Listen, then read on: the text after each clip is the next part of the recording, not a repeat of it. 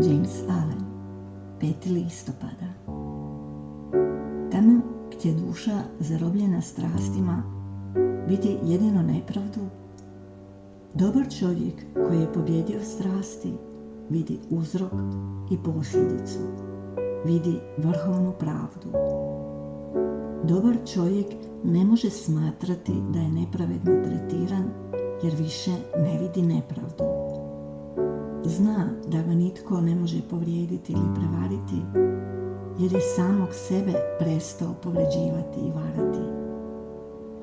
Tuđe gnjevno i bezobrazno ponašanje ne zadaje mu bol jer zna da je sve što mu dolazi, čak i maltretiranja i progoni, posljedica nečeg što je sam prethodno odaslao. I zato sve stvari smatra dobrima i svemu se raduje.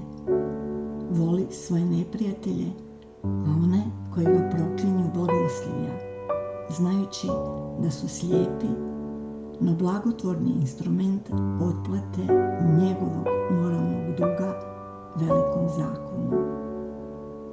Vrhovna pravda i vrhovna ljubav jedno su te isto.